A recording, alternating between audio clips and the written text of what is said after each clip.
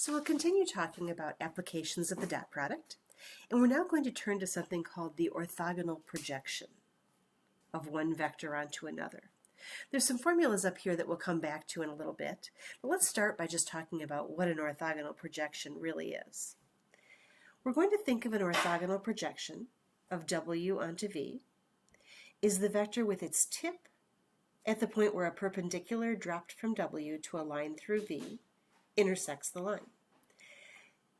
In a little bit more simple phrasing, you can think of this as the shadow that W makes on V, assuming the light source is always perpendicular to V. Here's a picture. If this vector is V down here, notice my light source is perpendicular to that vector V. I'm projecting U onto V, and so I've got the shadow of U on V right here. So it's literally the shadow that U makes on V.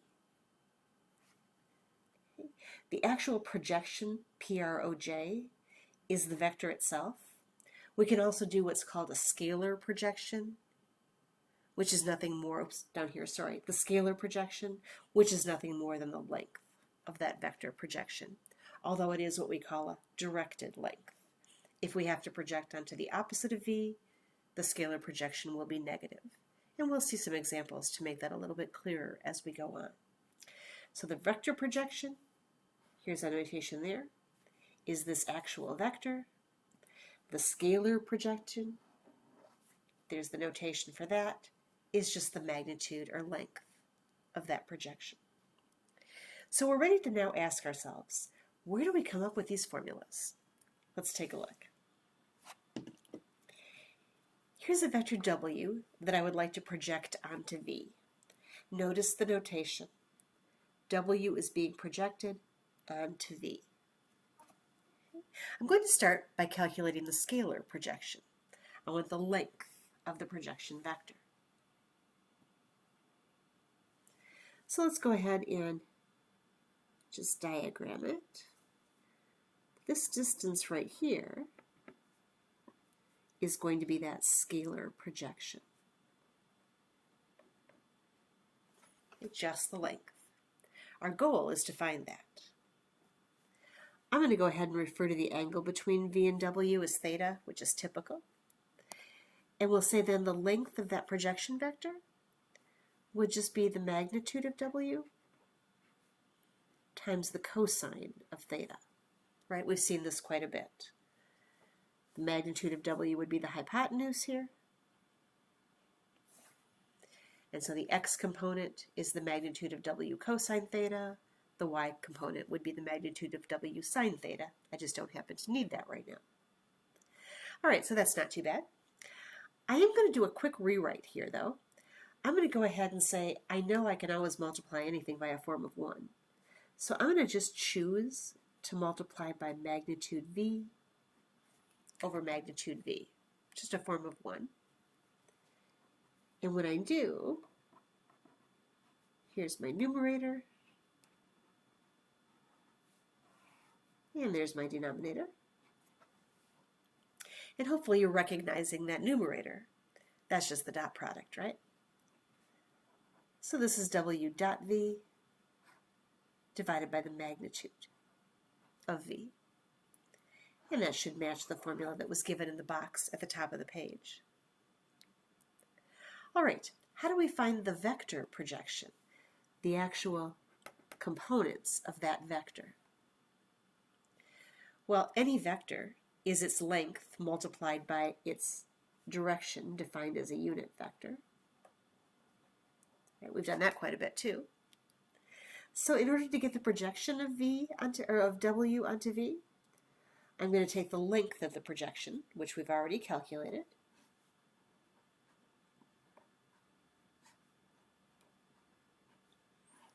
and then just multiply it by a unit vector in the direction I want. A unit vector in the direction of V would just be V divided by the magnitude of V.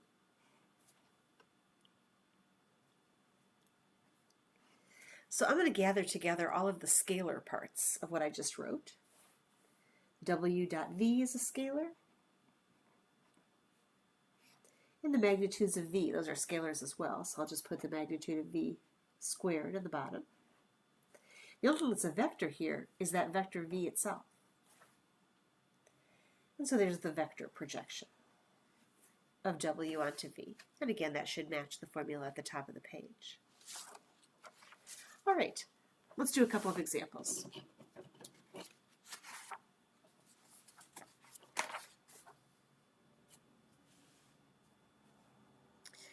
We'd like to start by drawing the projection vector, and then we'll actually calculate both the scalar and vector projections. In some cases, we should be able to visually say, oh yeah, that's right, and in others it might be relying more on the formulas. So let's see. We are projecting the vector w, which is 4, 2.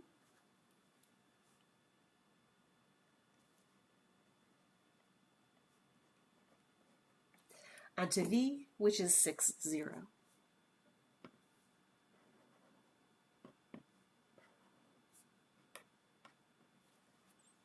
Now in this case, I'm going to claim that the projection vector is pretty easy to see, and we should even be able to tell exactly what it looks like. Because if you imagine a flashlight shining down vertically, perpendicular to W, you can really see that the projection of W onto V, is just going to be dropped down perpendicular here. It's going to come out here to 4. Right? So I'm going to predict that the projection vector will be 4, 0. And that the scalar projection would just have a length of 4. Let's test our formulas by actually making the calculations, and let's see if that comes true. So I'm going to actually start with the scalar projection of W onto V, and just grabbing the formula from the previous page. It's W dot V over the magnitude of V. So W dot V would be 6 times 4 plus 2 times 0 over the magnitude of V, square root of 36 plus 0. And that's just 24 divided by 6, or 4. So exactly as predicted, the length of that projection vector is 4. Now the actual projection vector,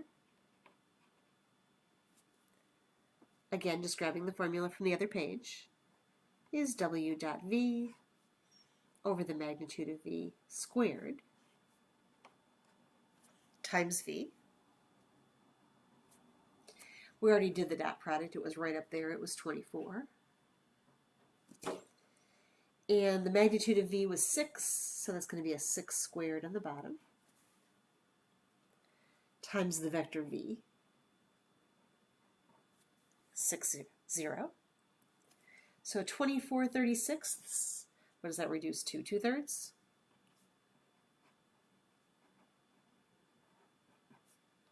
And 2/3 of 6 is 4. So we get exactly what we expected. The projection vector is 4, 0.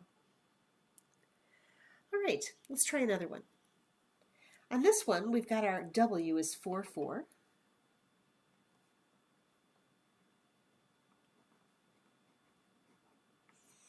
And V is 0, negative 2.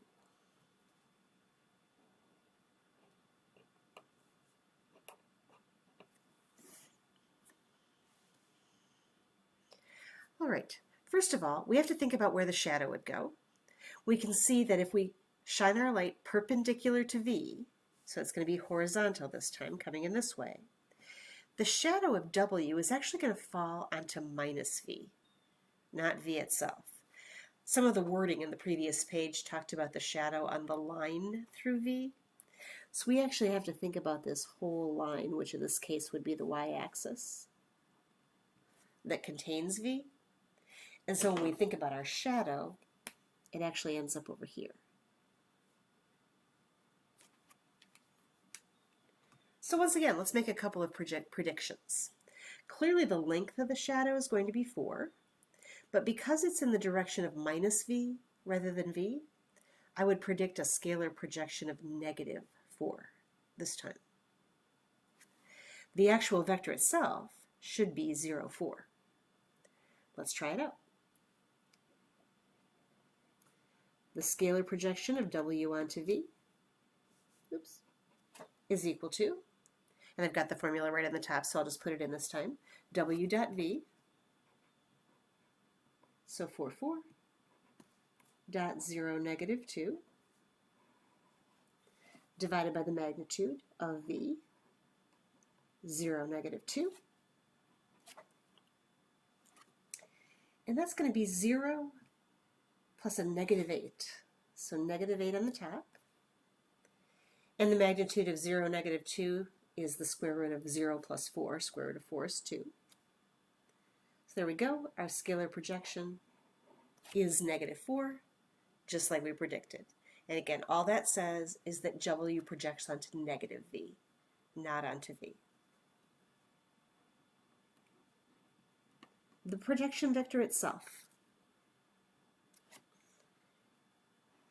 is W dot V, which we already did, that's negative 8, over the magnitude of V squared, so that would be 2 squared, times the vector V, 0, negative 2.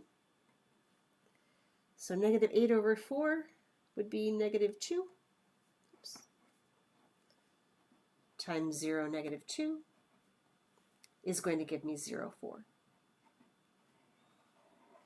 And again, that's exactly what we projected, or predicted, I guess I should say, when we predicted the projection. All right, one more. This time, W is negative 1, 3.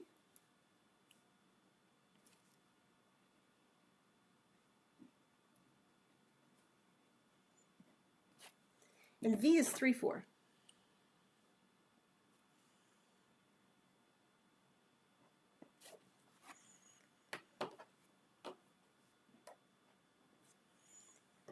Now, when you think about the projection, you need to think about the light source coming in perpendicular to V, so kind of this way. And this one isn't quite as obvious exactly where it's going to land, but I'm just going to kind of sketch what I think it might look like. If I were to drop a perpendicular down there onto V, it's going to be somewhere in the neighborhood of here. So the shadow will look like this.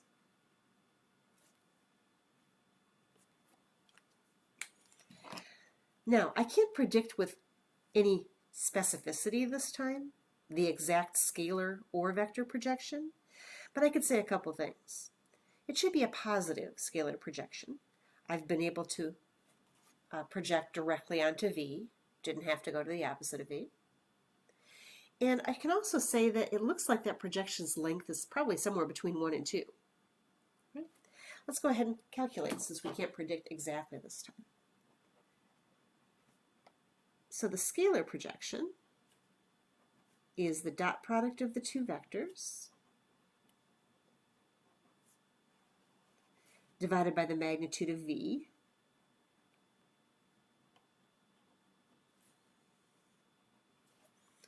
That's going to be negative 3 plus 12 over the square root of 9 plus 16, which is 9 on the top and square root of 25 or 5 on the bottom.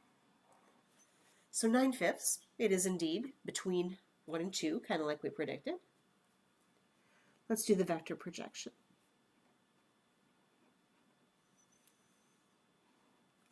So let's see. First of all, numerator is W dot V, which we already did up here. That's 9. And the denominator is the magnitude of V squared. So that would be 5 squared times the vector V.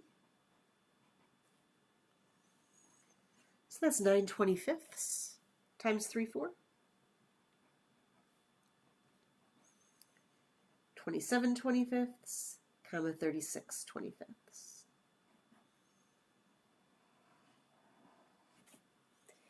And if you look at what we drew, just a little bit past 1 in the x, and between 1 and 2 in the y. Not too bad considering that we were just kind of sketching.